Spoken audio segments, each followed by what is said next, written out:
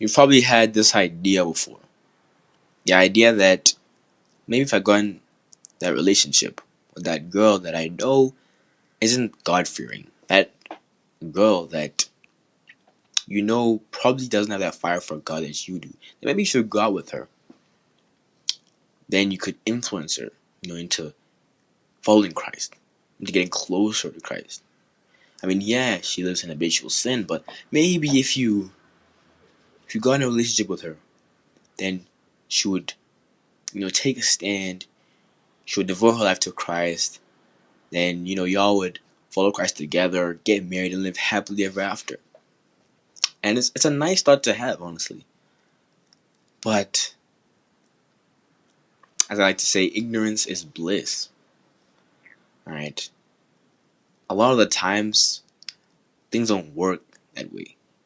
You can't expect for yourself to expose yourself, right, in a situation where you're in an intimate relationship with someone, right, and keep your guard up. Because the problem with thinking that you can make someone who lives for the world, a God-fearing person, is that oftentimes you get caught up in the trap of falling into temptation before you can even do such a thing, right? And I've seen this happen so many times.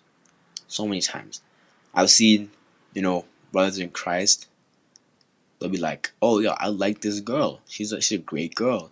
Get in a relationship with them. And then next thing you know, they're telling me 1, 2, 3. I've been struggling with 1, 2, 3, this, that, and the third. And I can instantly pinpoint that, hey, it's that girl. And it's not a good thing to hear that someone that you admire, someone that you're attracted to, is the reason why you're falling into temptation, falling into sin. But if you have that idea that, oh, I can influence her, oftentimes not the case. And the Bible explains it very, very clearly. I think it's a verse in Mark. It says, bad company corrupts good character. If you take a good potato and you put it into a bag full of rotten potatoes, what do you think is going to happen? Obviously, the rotten potatoes are going to cause the good potato to rot faster.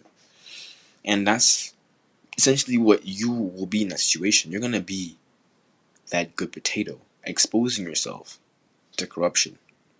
Now, I'm not saying people are bad or that those people are bad, but if you know for certain that that girl that you like is going to put you in jeopardy, right? Put your relationship with God in jeopardy, then do you really want to take that risk? Paul is very, very explicit about the fact that we shouldn't, right, be with people who are unequally yoked. And for some of y'all who don't know what this means, a yoke is this thing that bulls carry on their back when they're dragging loads, right? Like, those, I don't know what they're called, those things that go on 4 wheels and they carry loads, and there's like cows in the front pushing, dragging them forward. Yeah, the thing that they use to support the thing, it's called a yoke. And so imagine one cow smaller than the other. What would happen? The yoke would kind of tilt and it wouldn't be able to carry that load properly, right? Or if one cow was bigger than the other, same effect, right? You can't afford to be in this predicament. You can't be the big cow with the tiny cow, because otherwise you won't be able to sustain that relationship with Christ, right? That relationship is the little thing. I think it's called a cargo. I don't know, something like that. But y'all know what I'm talking about, right? That thing is your relationship with Christ. And the purpose of a partner is to help you become more like Jesus. And so a woman should be making you or helping you grow closer to Christ. Not that you should put yourself in jeopardy, risk falling into temptation, just so maybe you could get her to devote her life to Christ. All because you are attracted to her, right? And oftentimes you're not really in it for the right reasons. If you took the time to look in your heart, why do you like this girl who you know lives for the world? You're gonna find out that it's not really for any like good reason, right? Because if it was a good reason, then God wouldn't have a problem with it, right? And if it was a good reason, then she probably wouldn't be the type of woman who would live for the world. Now I know there are instances where maybe like there's this really good girl. She's a really good girl. Like she has boundaries. She's modest. She has the characteristics of a godly woman, but she isn't a godly woman.